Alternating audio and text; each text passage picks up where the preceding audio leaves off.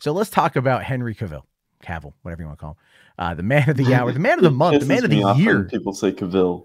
Cavill, like, I know. Oh my God. Are you ready for your close-up, Mr. Cavill? No, it's Cavill. It's not Cavill. I know. It's Cavill. It's like when people, it's like RJ when he goes like, it's divisive. I'm like, oh my divisive, God. dude. No, it's pronounced divisive. If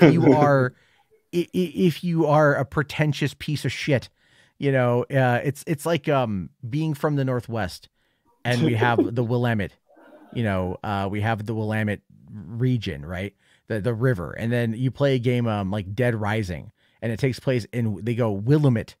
It's in Willamette, and I'm like, everyone like, you know, it's Willamette, jackass. You know, it's just, there's pronounced, like, dude, when I moved to San Diego, I didn't realize that like everything was kind of Spanish sounding. So I lived, you know, the street, and it was Jamaica, right? Right. And I'm just like, oh, it's Jamaica. And then I'm like, oh, you're off of Jamaica Street. And they're like, Jamaica? Right. I'm like, is that it? Or Jamaica, whatever. Fuck. I'm like, all right, you know, like there's El Cajon. I thought, oh, El Cajon. You know, like again, like La Jolla, La Jolla. How do you pronounce that? You just, I mean, it's just, it is what it is. But anyway, you know, Cavill made big news today. He's been making big news now for weeks, and it's just like the man just won't quit. He had you know, the new movie announced yesterday. That's effectively like a James Bondian type film. Yeah. What's funny is like when I was scrolling through Twitter and someone said, "Wait, who's the new Gerald?" I was like, "Where's this new Gerald stuff coming from?" And I was like, and then I looked up, and then someone said the other Hemsworth brothers Gerald. I'm like, okay, hold on. Yeah, I looked up Liam Hemsworth, and it's like Liam Hemsworth posted that he's the new Gerald, and I went straight to Twitter. I was like, text you guys, Liam Hemsworth is the new Gerald. Like, I was like, what is going on? Like, huh? Because he'd made no indication recently about being unhappy with The Witcher. I mean, but anyway, like, he's like, you know, like there's headlines about him like saying that he's been fighting for a more accurate. And I got a little bit about that here a couple slides in. But you know, I think well, the thing with this though is like he really does love the character. He does. But I do think that like that the people working on the show, the writers especially. As I've said before, these writers though, it's like actively dislike the source material. Well, we don't necessarily know that. We know from one person, and and I will say the guy's got definitely like, you know, he's not like a nobody or whatever. Yeah. But the thing is though, it's like you can have there's an issue with that, right?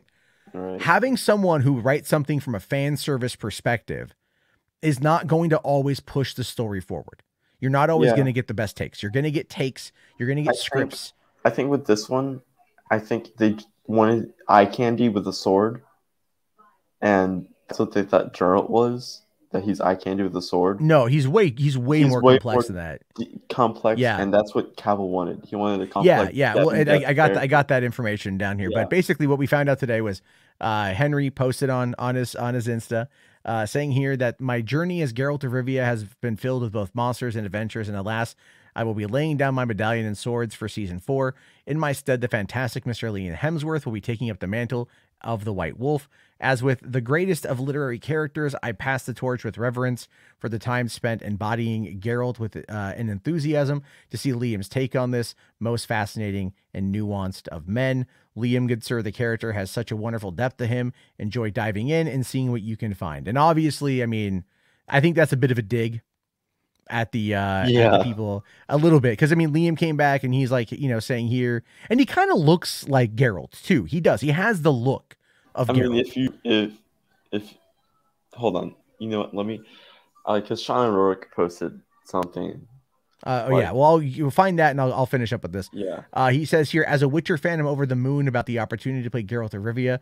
I may have some big boots to fill, but I'm truly excited to be stepping in to the Witcher world, and I have nothing against Liam Hemsworth there. I don't either. He's a decent actor. As you can see, he's getting bulk. Yeah. That's why I want to become an actor, kid. I want to get into one of these roles and be like, we need like a middle-aged, like funny fat dude. I'm like, but wait. What if he wasn't fat? Like, what if we get rid of that entire thing? Yeah, still middle-aged, still graying, kind of funny, but jacked. Think about the soccer mom demographic that's just going to sploosh everywhere, man. Yeah. And then it's like, just work me out, man, work me out. You know, like that's it's like, because that's you how know what? lazy I am. Like, Cast get me in a Marvel to Zack cover me. Snyder movie so I can get jacked. You know?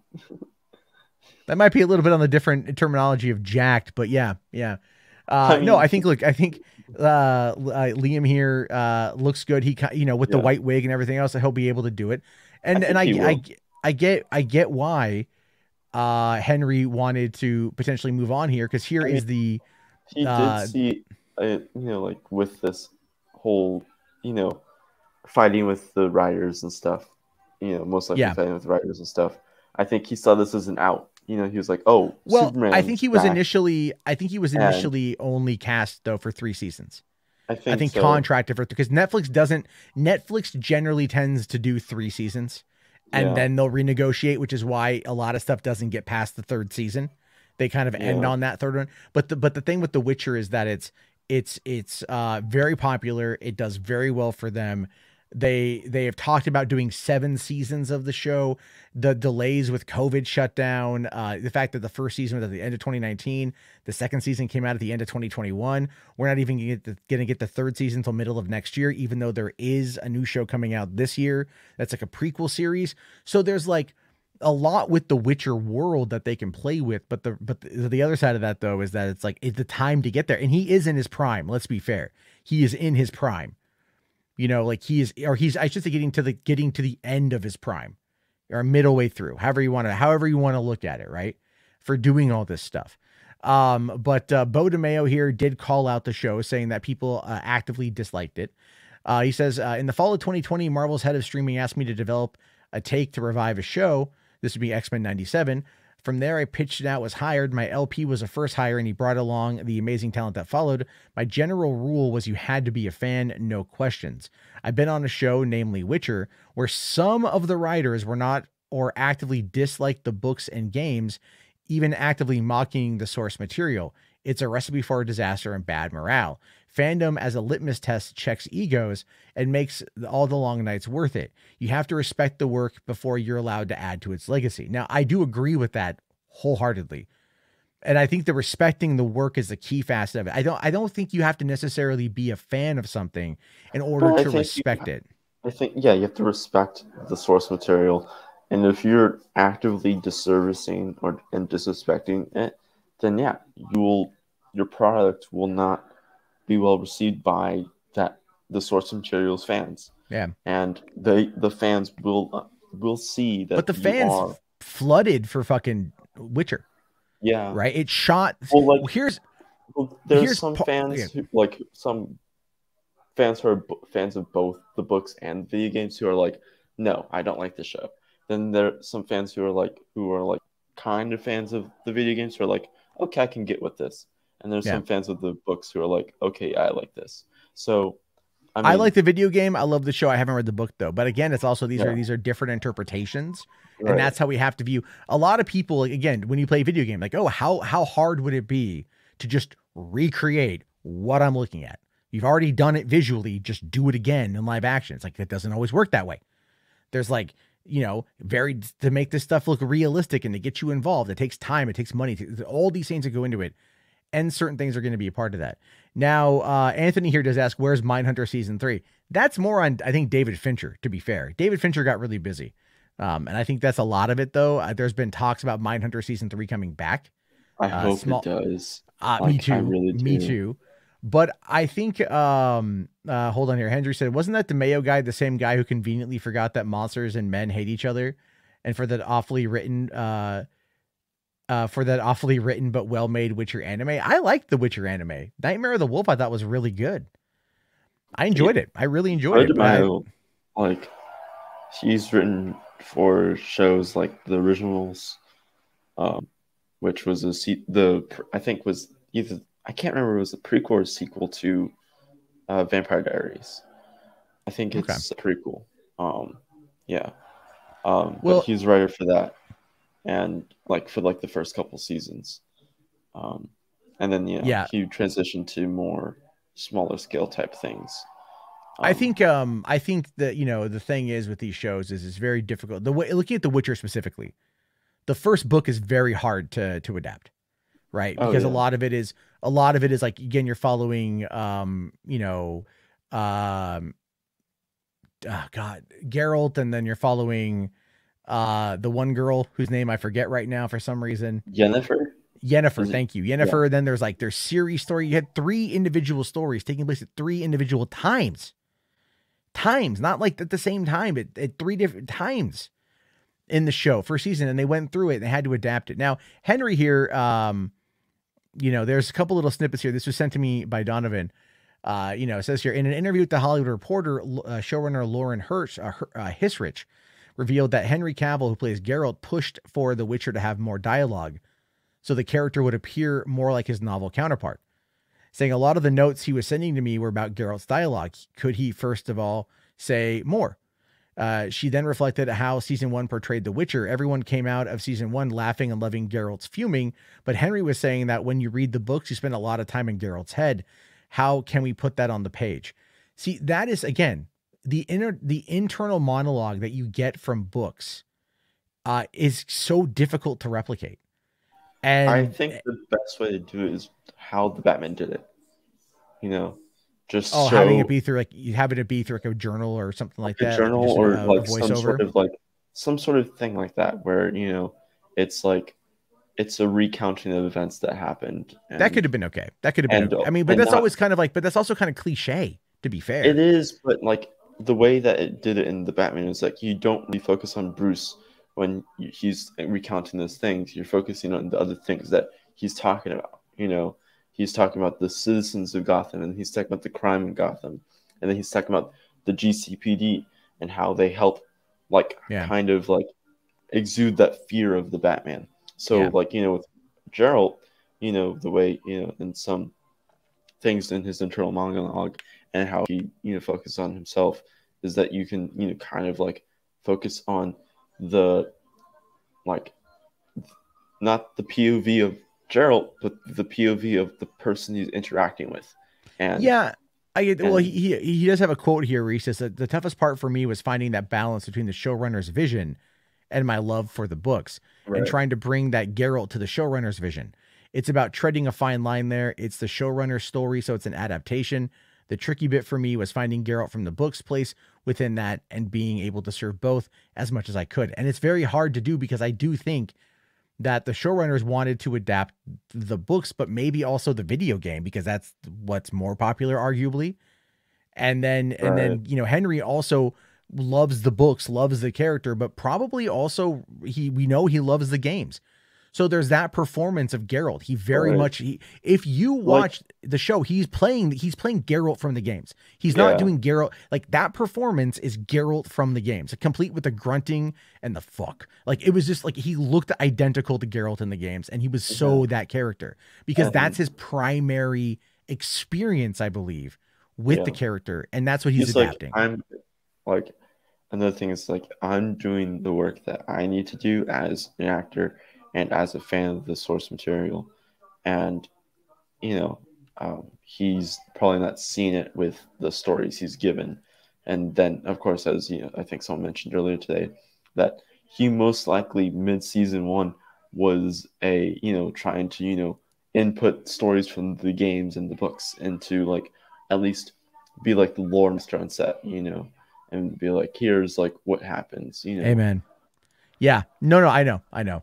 Okay, going on to say here, because he has more of the quote, says the things that I pushed for, it was not necessarily just more dialogue, it was bringing a more book accurate Geralt to the screen. Because I'm sure, as you know, in the books, Geralt is an amateur philosopher. He's an intellectual. He's wise and thoughtful. Yes, at times he's morose, morbid, and snarky, but it's important for me to have character be three-dimensional. And it's tricky to do, as I was saying earlier, because there's a certain vision and there's a certain set storyline and plot. And so it's about me trying to find Geralt's place within all of that. All of my asks and requests were along the lines of just being faithful to the source material. And they brought that up in some of the behind the scenes with season, with season 2, right? Like, where he was like, oh yeah, he would be able to tell you which page this line of dialogue was on and things along those lines. And this is the thing I would have done if I was Henry Cavill. Because here's why I think he quit. Okay. Here's why I think he quit. I think we all can agree One's in the chat. There's 127 of you guys here. One's in the chat if you guys think he quit because of Superman. Well, I think it's a bit of both type of thing where he saw, like I said, he saw an advantage where he's like, oh, is there an opening for me to come back as Superman now? Because, you know, like they've been fighting for so long for me to come back, and now there's a new management there, and now Danny and The Rock are pushing for me. Now I can really go for it this time.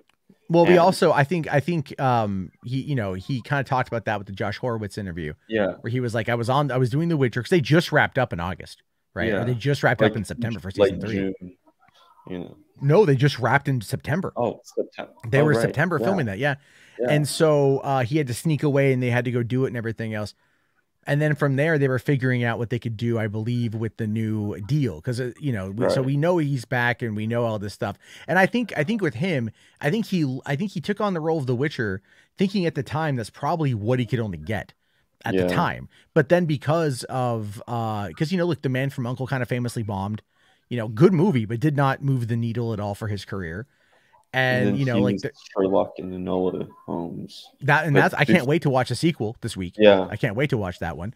But he did smaller things here, smaller things there. He was in like Immortals. He was in a few other movies. He did one with Bruce Willis. He was on the show The Tudors. I mean, like he's had a decent career, but Man of Steel put him on the map. And I do think that it's kind of like the guy who played Aladdin. Where he's like, look, I'm in $1 billion fucking movie and I can't get any goddamn auditions. Right. I think that's something to do with that as well. I know Grace says that it's like he's difficult to work with. I don't think it's that. I think he knows what he wants. Yeah, and he knows what he wants, and he will find a way to get what he wants, even if it's not 100% what he wants. It'll be a compromise where it's like, okay, I can deal with this. Well, Henry here says that Superman was just a buyout opportunity. Witcher was his dream role. He left for other reasons. His dream role would be like the Emperor, the Imperator, or whatever the fuck it is, in Warhammer. But I do agree with you to an extent, which is why I think that because if he's only contracted for 3 seasons and they greenlit seasons 4 and 5, I believe, then they would have gone back to the negotiation table. Danny Garcia would have been the one negotiating that deal. And she's also the one overseeing Seven Buck Productions and overseeing Black Adam and trying to get Superman into the fold. I kind of have this weird feeling that there was some manipulation there. I do feel Henry is a nice enough guy to where he's not going to issue the demands that he feels he's owed, because if I were Henry, like, look, Superman is hit or miss. Let's be fair. All right. Like I said, no shade to Black Adam, and I'll get it in the fucking comments, but no shade to Black Adam, but Superman popping up, it doesn't matter if it was a cameo for 5 seconds or whatever, did not move the needle. It lowered the expectations. And that is not good when everyone out there is trying to say for years that Henry Cavill is this generation Superman and everybody wants to go fucking see it. But when you have the opportunity, you don't go back to it. Like yes, it got leaked out online. Yes, that happens. But you know what? Shit can get leaked out all the time and people will still go see it if there's hype for it. There wasn't a lot of hype for Black Adam, and Superman didn't add to that hype. And then now they're like, okay, they're saying, yeah, this week has seen a lot happening with that. Him announcing he's coming back, James Gunn taking over, him leaving The Witcher. There's a lot that's going on, but I do feel that he didn't have a lot going on at the time in 2018. So he took The Witcher. And I think if you want my honest take, if you want me to tell you what I think he should have rather done, right? I mean this legitimately. If I was in his position and I had the opportunity to continue with The Witcher or go back to Superman, I would still continue with The Witcher. Reason why is because if you are as big of a fan of the books, of the character, of everything else, and this is like your dream gig, if you go into the negotiation phase, you know what you ask for, Caden? Producer status. Executive producer status. Yeah. Meaning you have power. You have control. Yes. Yeah. And you have that ability to sit there and make it right. You have the ability to do that.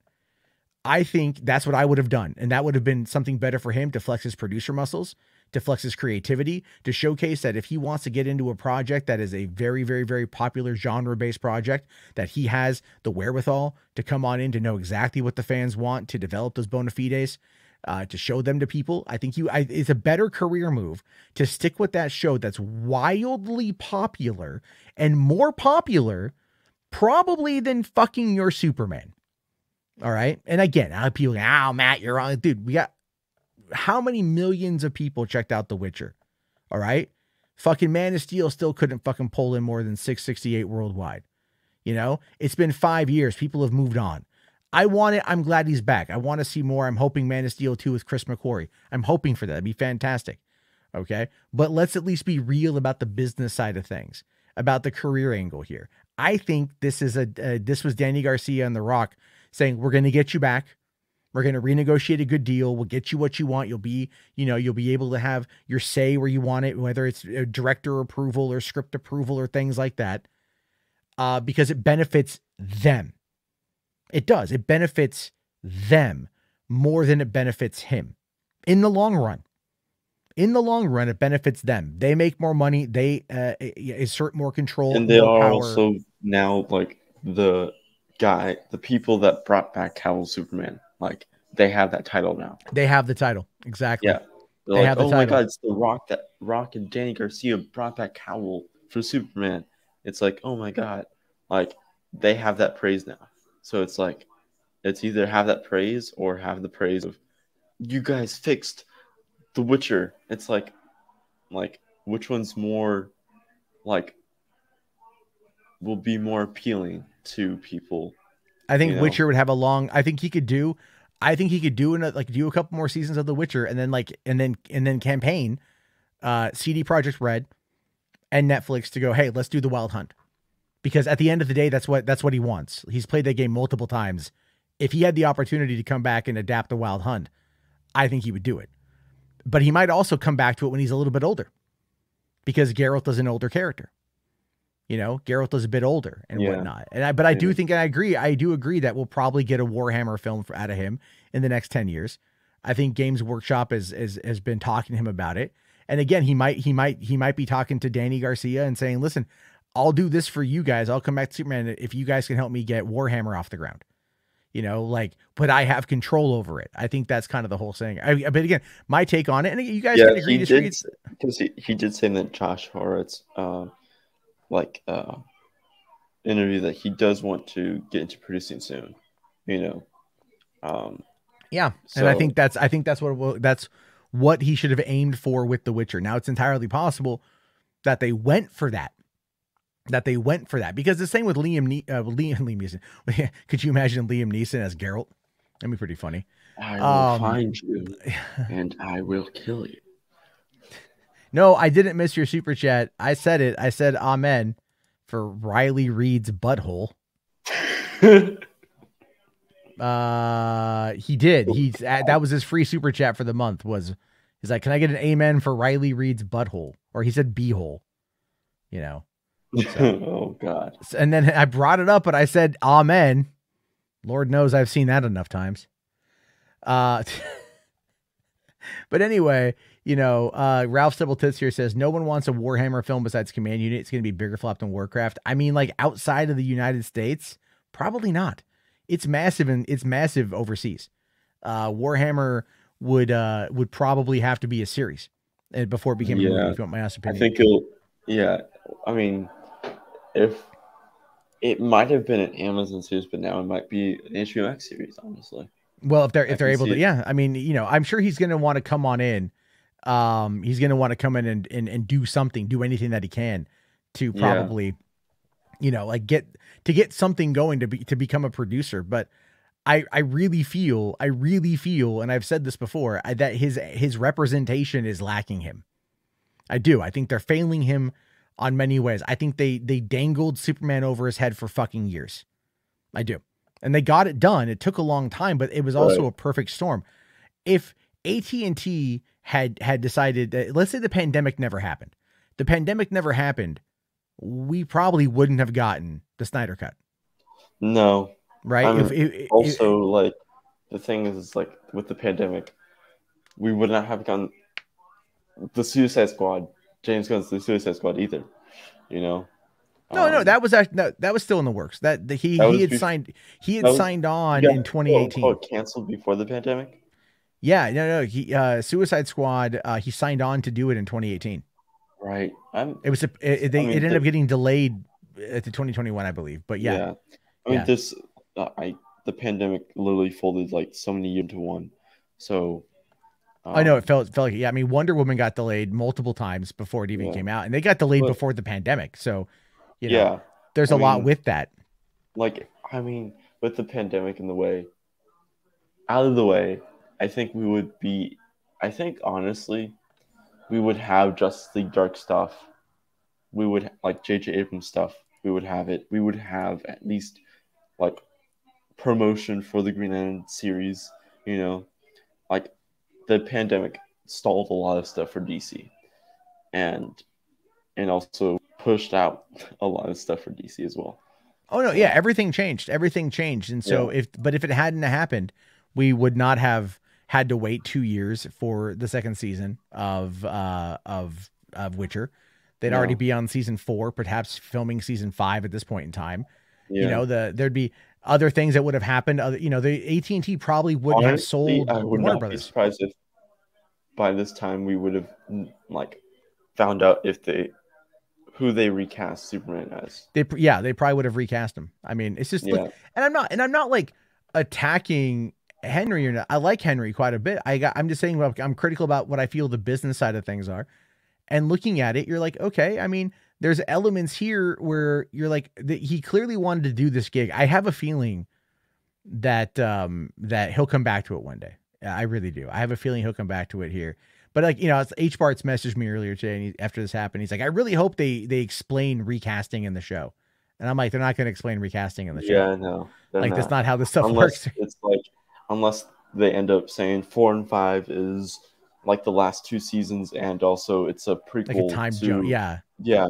Whatever they're doing with that one. A flashback or a time jump type of thing, Well, how old is Liam Hemsworth? How old is Liam Hemsworth age? He is 32. He's younger. He's 7 years younger than. Wow. I forgot he was married to Miley Cyrus. I mean, if you want to bring out a tortured soul character, there you go. There you go. Pull back. He can just reference his marriage to Miley, for like the distraught 1,000-yard stare that Geralt has. But I do think, again, they were trying to adapt the Geralt that people know from the video games more than they were trying to adapt the Geralt from the books. And the Geralt from the video games is morose. He is stubborn. He is morbid. He's very matter of fact in the games. And that's just the way that they portrayed him. And you know what? That is what hundreds of millions of people played in those games. So much so that even CD Projekt Red has now said, like, they announced this week as well, that they are remaking the original in UE5. And like, that's big. They're remaking the original Witcher game in UE5 in order to be able to bring it out to Matt. It won't be out for a while, obviously, but it's like, even fucking, what was it? Even Max Payne 1 and 2 is getting remade by Remedy in the engine that they use for Control. And like, so, I mean, I have a feeling we're going to see a lot of that happening. But that being said, look, there's a lot within the Witcher world that we're going to get. I mean, there are the 2 seasons of the show. There is a Nightmare of the Wolf anime, which I thought was actually pretty decent. There's a new prequel series coming up. There's like another animated movie or animated show coming out. Netflix is clearly invested into this property. Yeah, honestly, if they're invested in this, I think they might do 4, 5, and 6 with Liam, and then a possible 7.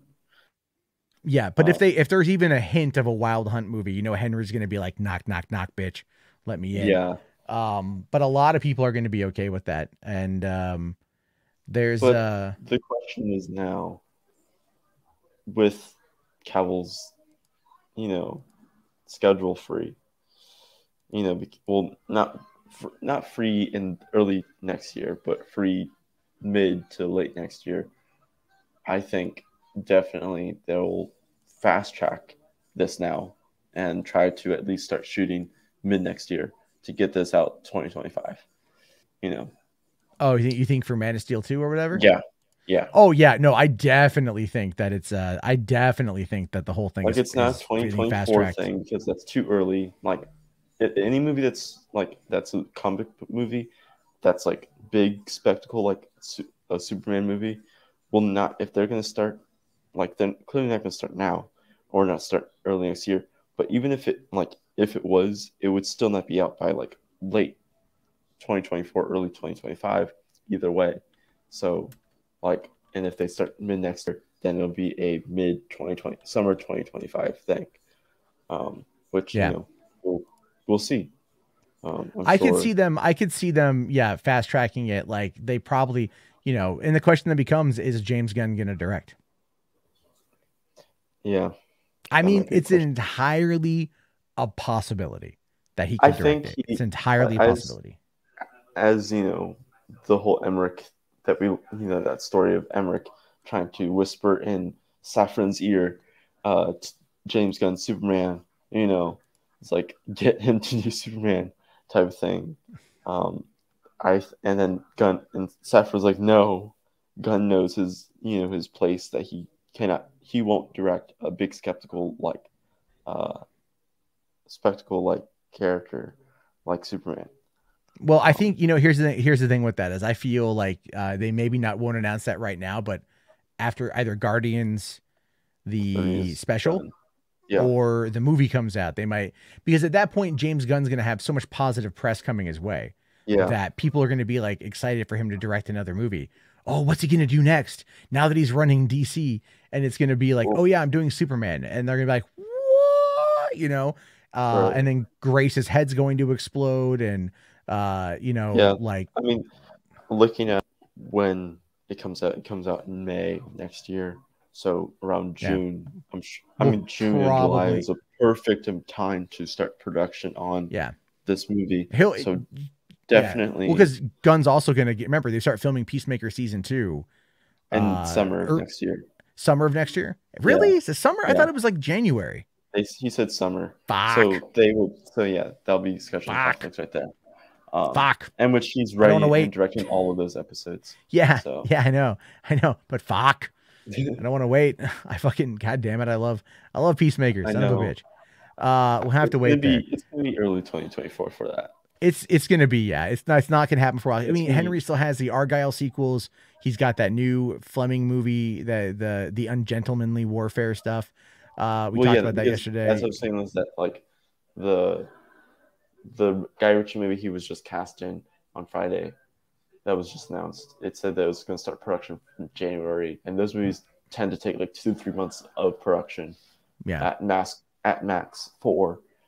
So that's like a March, April wrap up, and then of course like 2 months of training for if they want to start filming that summer, or like early if they want to start midsummer, late summer, then he'll start training for that, and also they'll of course do fittings and whatever they need to do, chem test and chemistry test and whatever they need to do for the possible filming of next year.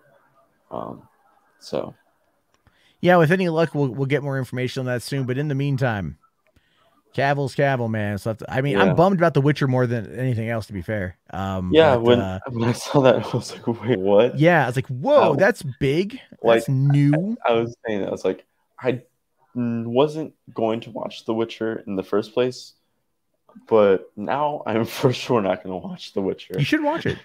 It's good.